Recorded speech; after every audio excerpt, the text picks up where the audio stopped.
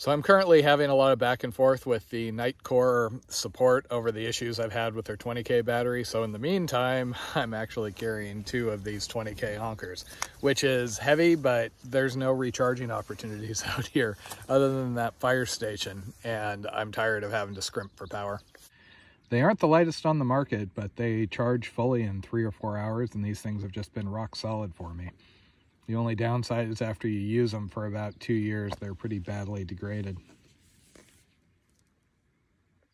Which, you know, that's the problem with any sort of battery. That's why I replace my cell phone as often as I do. So it's now Friday, which means I get another visit from Taters probably tomorrow sometime. Because of the delays around that hellacious bushwhack section, I don't actually need any more food. I have enough to get over to the hotel section, so she might just hike in, you know, spend the night with me and then head back. That way, when I get to the San Luis Obispo, Santa Maria area where I walk along the beach for a while, I can just take a day off and it's not burning, you know, her time having come all the way out. I haven't looked too closely at that section. It starts at about 233 and lasts till about 298, I think. There is at least one campground along the way. I don't know if I'm going to be stealth camping or just trying to find cheap hotels. But the resupply situation / power should be significantly simpler at least. And back to it. I'm hopeful I can get some water up ahead before the next big dry spell. And sure enough, there is water here. So again, I really didn't need to carry all that water that I did back there, but oh well. And yes, that is an RV over at Cable Coral Spring. It was there back in 2020 also. Actually, 2020. Actually, it looks like there's 2 of them. I see another in the trees. Unfortunately, the spring appears to be on private property, so I'm gonna have to backtrack a bit. I'm basically gonna be bushwhacking up to the right. Last time I came through here, I tried to find a better way down than the track I had, and it didn't go well. And after a bushwhack, refreshments this morning shall be slightly sludgy water. It's actually not that bad over here. The route today actually skirts private property lines a couple of times, requiring some bushwhacks to avoid some of these roads back here. I'm pretty sure last time I actually came through Cable Corral, because when I descended what I'm about to climb, I saw what I thought was a better route. Turned out it really was not. And so I came down to the stream a ways up, and I think I had to walk by those trailers, and I kind of booked it after grabbing water. I really don't have any context for how big a deal any trespassing, however minor, is back here. So I generally try and avoid it, and especially if it is signed, I don't go past no trespassing signs. Over the years, I've actually had more trouble with people on public land claiming it was their private land incorrectly than I have with any sort of private land owner confronting me on their actual private land. For the track I have, this is the route to climb this ridge. You can see there's a fence I'm going to be kind of paralleling. Actually, never mind the paralleling. Looks like I'm going through a gap in said fence.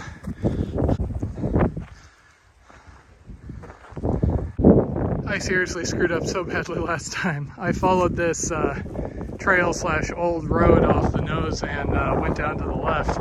As it turns out, if I'd followed the track, it's way nicer. It's actually a cut brush path.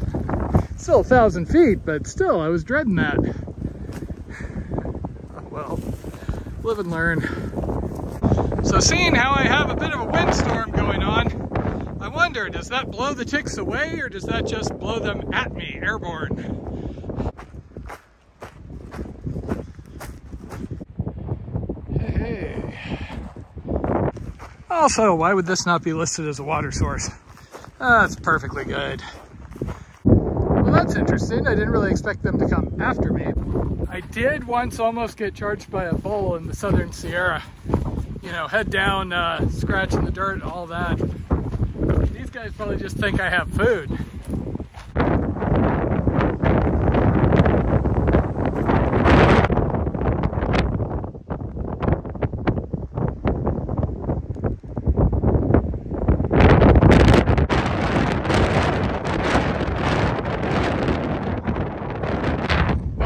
fun. Hard part was not getting knocked over by the wind there. Those power lines were actually singing due to the high wind. And yes, that is a no trespassing sign. Only signed on this side, apparently. There is a route basically side hilling around the private property line. And right after I said that, I heard vehicles and I was like, oh, crap. Turns out they're just ATVers. They saw me out here and were surprised because they hadn't expected to see any other human. So this section is a bit off from my map, but it looks like somebody's been out here and tagged it. That's where I've been hiking. You can just see, that's where I took my last break. There's those power lines.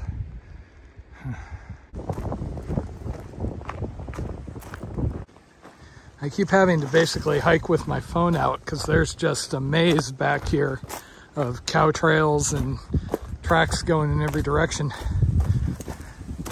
Basically, the trick is trying to avoid going into some of the private property around here.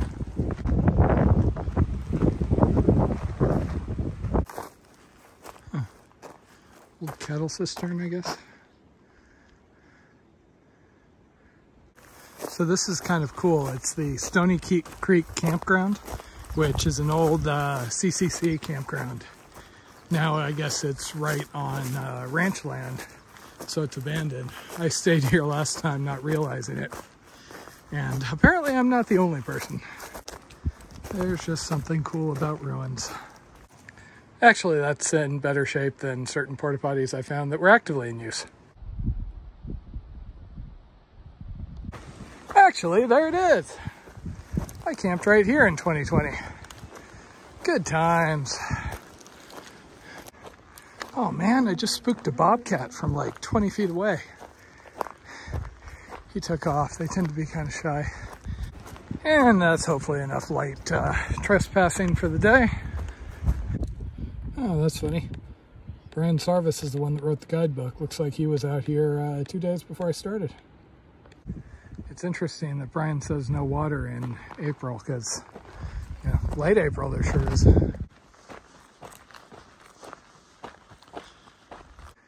And of course.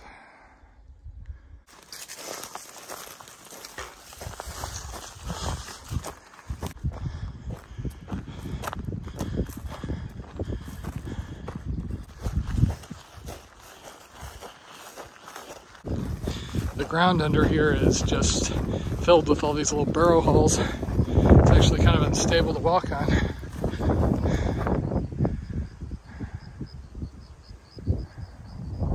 Just me and the bear tracks out here.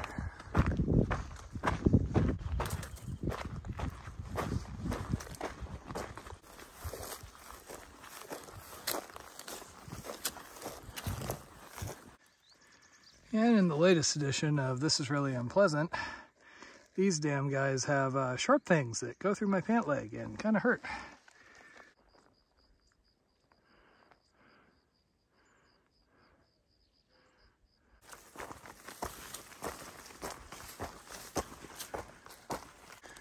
Okay, this is either Buckeye Camp or something in the general vicinity.